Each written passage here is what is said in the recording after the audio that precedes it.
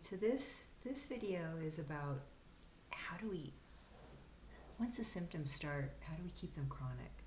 Okay.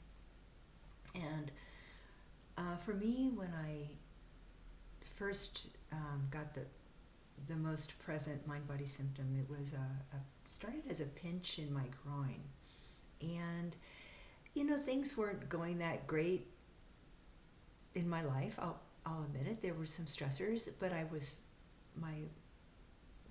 my mode of operation is to kind of sweep things under the rug and keep going, right? And even though I thought that I was good with my emotions, I was only good with some of them. There were some that I wasn't aware of, okay?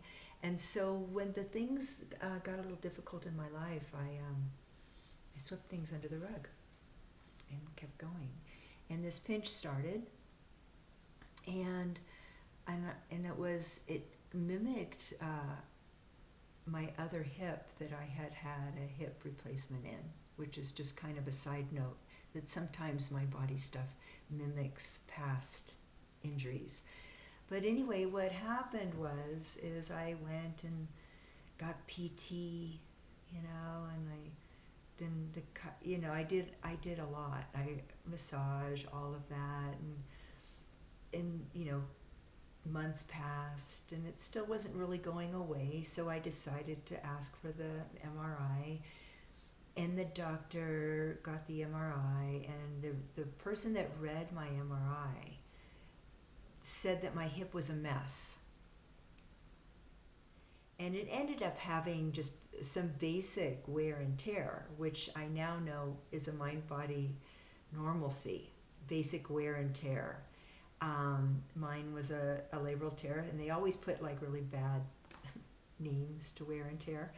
But, herniated discs and ruptured things and tears and all kinds of, this is all wear and tear. But anyway, so I had this, and I was told that I had a hip that was a mess. So my fear went up around what was going on. Oh no, I'm going to need surgery. And so I went I went and talked to surgeons, and I talked to 3 of them. And the one that I liked the most said, "You don't need surgery. You've got years left on your hip," right? I mean, he looked at it. And this is and he's actually considered one of the best in Colorado, and some of you might know who he is even. So I had that, and I said, okay, I got years left on my hip. I'm just going to keep going forward. And I ended up getting an injection, which really didn't do anything, sort of did, but I ended up keep going, okay? And then things got worse in my life. I ended up losing my housing because of COVID, and my job, and a whole bunch of stuff collapsed. And what did I do? I swept it under the rug and kept going, and the managers were out in full force, and and I was going to make it worse. And about 5 months into COVID, the sensation in my hip started to move down into my leg. Okay. Now I was okay. I mean, I had places to stay. I was house sitting mostly, even though there was no traveling during COVID, but I was okay. But I was sweeping things under the rug, okay? And this pinch turned into a stronger sensation. So what did I do? I started exercising. And I'm going to make this hip strong because that's what I did before, right, when I was doing all that PT. And I just started to kind of fixate on it. I fixated on it. And I went and I got some more electro current stuff, spent a ton of money. And I went and got some acupressure and more massage work, kept spending more money, kept fixating on it. And it got worse. And every time I did it again, every day, got to get those exercises done, it got worse and worse and worse. And then one day I went to one of my therapists and she just barely put her finger on my foot, and it was just sending, just like, it felt like electrical shocks up my leg. And by that time, the sensations were in my foot, in my glute, in my shin, in my knee, down my thigh, on the inside of my thigh. So it had really moved around, and it felt like electrical. It felt very intense. And and sorry if this is triggering anybody, but then at one point it was waking me up in the middle of the night, like spasming, and I knew something was wrong. Okay, and I kept trying to do the exercises, but at one point, this isn't working, and I started to pray for help. I mean, I was getting pretty freaked out about it, and I was freaked out around the symptom, okay, which kept making it worse. And I prayed, and thankfully, my prayers were heard. And a friend reached out and said, I know of this website in Australia. It ended up being Lorimer Mosley's website.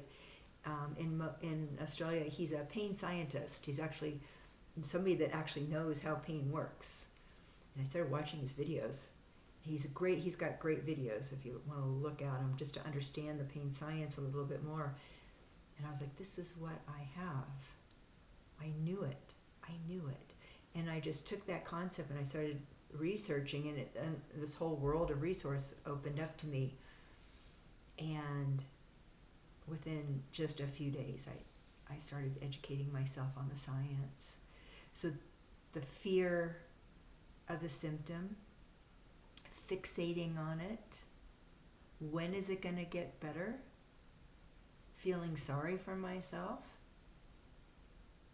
and not acknowledging what I was feeling, the fear of being homeless, right? So all of those things. And it wasn't until, later on I got into the emotional part, but it was the fixating on that, the sensation. That's what made it worse, and that's what makes it chronic. And then once you do that, start doing that, the brain, remember, it's taking in all this information all the time. Our brain is like a sponge. Oh, there must be a problem. Look at her fixate. Look at her worry. Look at her stress. Look at her like spending hours every day trying to make it better. Look at her going to all these people and spending a fortune trying to get better. There must be a problem. And because the brain is highly irrational and primitive, it sees all that energy and it perpetuates it. And it makes it chronic and even will escalate the symptom, okay? So this is a big part of recovery, isn't it? To turn that fear off. But if the underlying cause, which is the emotion, isn't addressed, it's very difficult to turn the fear off around the symptom. And this is what I discovered, okay? And this is a lot, there's some people out there that say, oh, you just stop fearing it and just go live your life. Well, that didn't work for me because the underlying stuff wasn't addressed. Okay, so when that was addressed, then I could turn off the fear of the symptom. But they were very connected because they both come from the same part of the brain, the limbic brain, the limbic part. They're both the same thing, okay? So anyway, that's my little spiel on that one, okay? So next time we will talk about recovery. I'm also going to touch a little bit after recovery. I will do another little video on my favorite skill set to use in mind-body recovery, which is the internal family systems. Okay? All right. Talk to you soon.